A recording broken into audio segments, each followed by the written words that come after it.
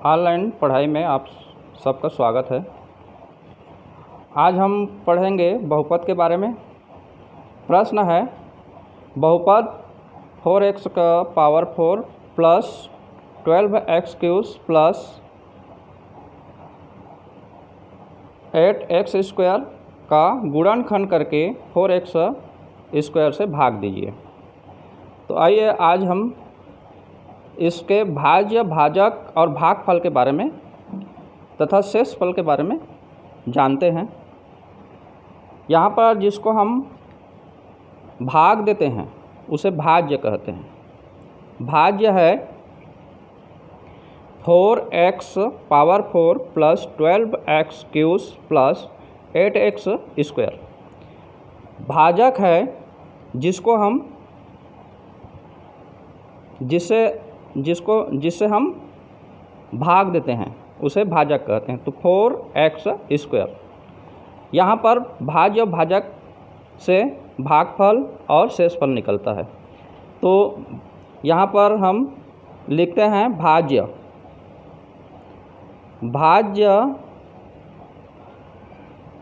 है 4x power 4 plus 12x cube plus 8x square और भाजक है 4x का स्क्वायर। अब इस भाग में भागफल को लिखते हैं।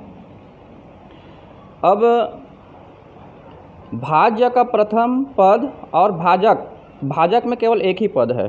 भाज्य में 1 2 3 पद है। तो भाज्य का प्रथम पद को हम भाजक से भाग करते हैं। तो यहाँ पर लिखते हैं 4x power 4 plus 4x square. अब यहाँ 4 कैंसिल हो जाएगा। x पावर 4 और x स्क्वायर को कैंसिल करेंगे तो यहाँ पर x स्क्वायर प्राप्त हो जाएगा।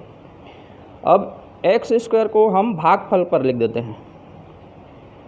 अब x स्क्वायर को 4x स्क्वायर से गुणा कर देंगे तो भाज्य के नीचे लिखेंगे।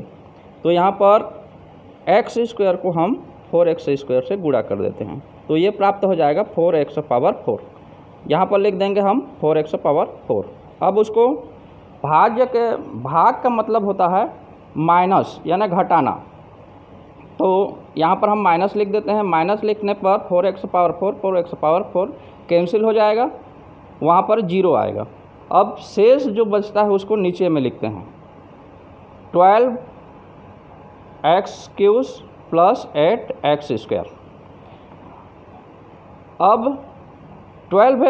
अब इसमें बच गया 12 क्यूब प्लस 8 स्क्वायर। तो 12 क्यूब प्रथम पद हो गया। अब उसको भाजक से फिर से भाग करते हैं। यहाँ पर स्टेप 2 लिख देते हैं 12x क्यूब अपान 4x स्क्वायर से उसको भाग करेंगे। 4 को 12 करेंगे तो 3 से माइनस कट जाएगा और x स्क्वायर और x क्यूब को कटाएंगे तो 3x केवल बचेगा। तो 3x को हम फिर भागफल पर लिखेंगे 3x। अब यहाँ 3x प्राप्त हो गया। 3x को फिर भाजक से हम गुणा कर देते हैं। 3x power 3x into 4x square equal to 12x cube. अब यहाँ पर नीचे में लिख देते हैं 12x क्यूब। अब इसको माइनस कर देते हैं। माइनस करने के तो 12x क्यूब 0 हो जाएगा, कट जाएगा। शेष जो बचता है उसको नीचे में फिर उतारते हैं x square 8x square sorry. अब 8x स्क्वायर शेष बचा। 8x स्क्वायर को फिर 4x स्क्वायर से भाग करते हैं। तो यहाँ पर 4 तीसरा स्टेप लिख देंगे इसको 4x square upon 8x square upon 4x square. 8 को 4 से भाग करेंगे तो 2 से ये कट जाएगा और x स्क्वायर कैंसिल हो जाएगा। तो यहाँ पर शेष 2 बचेगा। 2 को फिर भागफल के साइड में लिख देते हैं। यहाँ पर हो जाएगा।